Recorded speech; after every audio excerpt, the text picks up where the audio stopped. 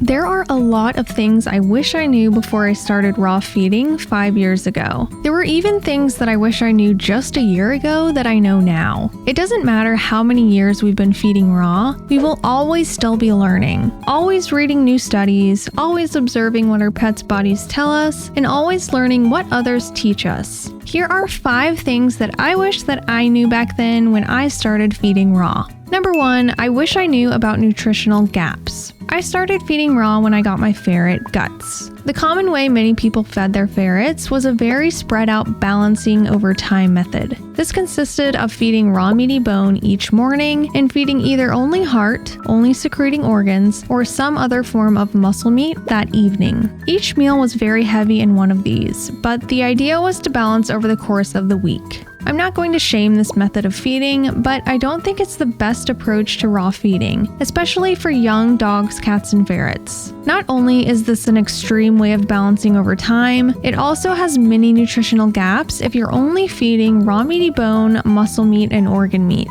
The nutrients often lacking are vitamin E, manganese, iodine, EPA and DHA, and many times zinc and vitamin D as well. As some of you know, the raw diet either needs whole prey provided to achieve balance or needs whole foods that provide these missing nutrients. There is no exception to this, no matter the species. The nutrients that are essential to them need to be included into the diet, and if they aren't, eventually health issues may occur.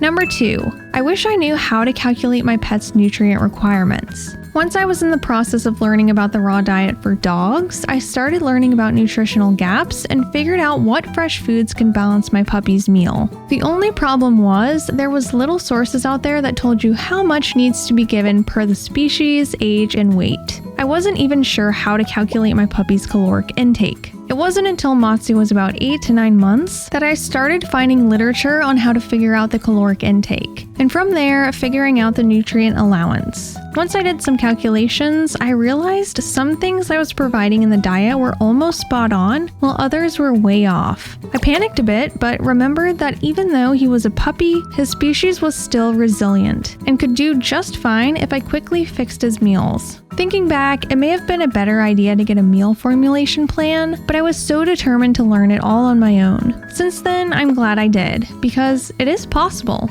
Number 3, I wish I knew to start feeding whole prey early on. With my ferret Guts, his favorite thing was whole prey because he was weaned onto mice at just a few weeks of age. Since then, he grew up adoring every whole prey animal that I gave him, which is always the best scenario with raw feeding. With my cat and dog, Tangy and Matsu, this wasn't the case. For some reason, I didn't think about offering whole prey very much when they were little. I was too focused on making NRC balanced bowls that whole prey was sort of pushed to the side. It wasn't until they were practically adults that they tried whole prey for the first time. Matsu would take a few sniffs and licks and just sit there and stare at me like, what now? And Tangy would just throw it in the air and play with it. I didn't get why they didn't understand whole prey, but all along it was my fault for not introducing it when they were young. The best thing you can do is to introduce as many beneficial foods that you can when they're young. Number 4, I wish I provided more moisture to the diet. Even though the raw diet is about 75 to 80% moisture, this still isn't enough of your pet's daily allowance if they choose not to drink from a water bowl.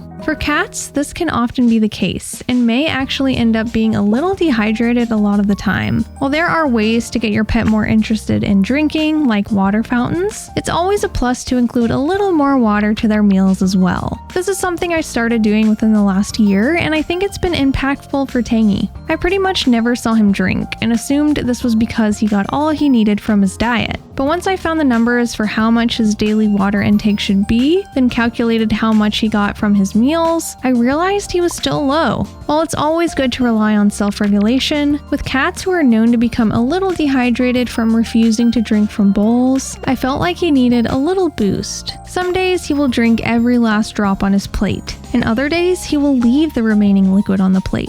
This is the self-regulation that I will trust, but I always like to provide it in case. Number 5, I wish I fed at different times each day. While routines can be beneficial in some ways, in other ways they can cause some problems. I started to realize that my animals would start acting restless around a certain time of day when I would feed them. Their body clock knew this was the time that they would be fed and would begin to prepare itself for food. For some pets, this can cause hunger sickness, where acid starts to build up too much and makes them sick. I noticed this would happen to Matsu sometimes, so I started to feed them at slightly different times each day. Sometimes earlier than the time before, sometimes later. Sometimes only once a day, sometimes the meal would be split up into 3 feedings a day. By doing this, my animals started to realize that there wasn't a specific time of day that they were going to eat, and to just eat when the food was offered. These are a few of my top things I wish I knew before feeding raw, but there are many more tips that new raw feeders can benefit from before starting. Watch this video to learn what they are.